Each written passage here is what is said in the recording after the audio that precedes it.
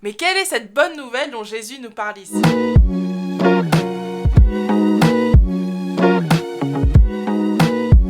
Hello, bienvenue, moi c'est Sophie et sur cette chaîne, j'explore les vérités bibliques qui sont à la base de la chrétienté. Donc si c'est un sujet qui vous intéresse, n'hésitez pas à vous abonner à ma chaîne en cliquant sur le bouton en dessous et n'oubliez pas d'activer la petite cloche pour être notifié dès que je sors une nouvelle vidéo.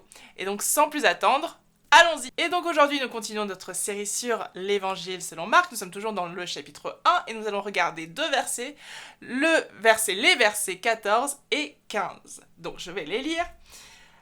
Après que Jean eut été livré, Jésus alla dans la Galilée prêchant l'évangile de Dieu. Il disait, le temps est accompli et le royaume de Dieu est proche. Repentez-vous et croyez à la bonne nouvelle. Alors ça c'est la version Louis II et j'ai bien aimé aussi cette autre version. Alors c'est pas vraiment une autre traduction, c'est une nouvelle édition.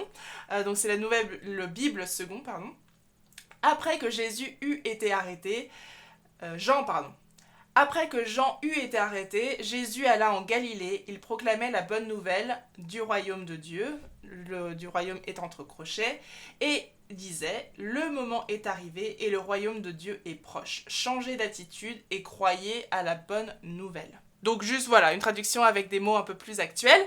Mais la question que je me pose aujourd'hui et la question que je vous pose aussi, mais quelle est cette bonne nouvelle dont Jésus nous parle ici? Est-ce que c'est le temps est accompli, le moment est arrivé? Est-ce que c'est le royaume de Dieu est proche? Ou est-ce que c'est repentez-vous? Alors pour ma part, je vais pas trop mouiller et je vais dire que la bonne nouvelle, c'est les trois. Le temps est accompli, bonne nouvelle. Le moment est arrivé, bonne nouvelle.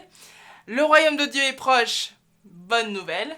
Et repentez-vous ou changez d'attitude, bonne nouvelle, mais sur celui-là, vous voyez, je bloque un peu, parce que c'est vrai que se repentir, en quoi c'est une bonne nouvelle? Se repentir, ça veut dire changer d'attitude. Et donc cela implique qu'il y a une autre voie qui est possible, il y a un autre chemin qui est possible. Et cela implique aussi qu'il est possible d'obtenir le pardon et de vivre autrement.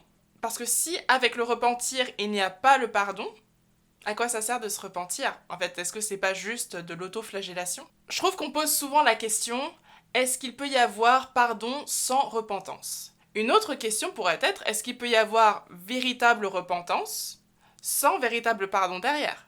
Et je pense que ce n'est pas par hasard que Jésus utilise dans la même phrase « Repentez-vous et croyez à la bonne nouvelle ». Dans cette phrase, pour moi, il y a la clé, il y a la recette. On peut vivre et recevoir la bonne nouvelle du pardon de nos péchés par la foi et par la repentance.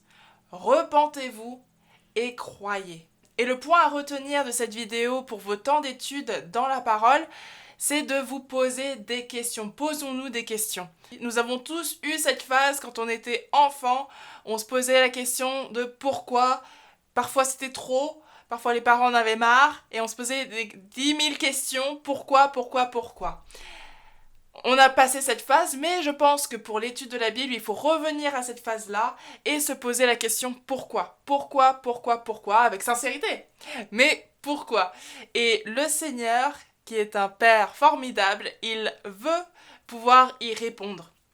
Même si parfois les réponses c'est parce que c'est ma volonté et c'est une réponse, même si c'est peut-être pas celle qu'on attend, mais il veut pouvoir vous répondre et par son Saint-Esprit, il répond à ces questions. Donc vraiment, n'hésitez pas quand vous êtes face à face à un texte que vous connaissez ou que vous ne connaissez pas, de poser la question, mais pourquoi Seigneur, tu dis les choses comme tu les dis?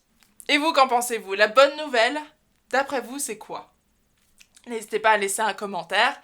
Mais pour ma part, j'en ai fini pour aujourd'hui. Merci beaucoup pour votre attention. Mais avant de partir, voici la vidéo à regarder ensuite. À très vite.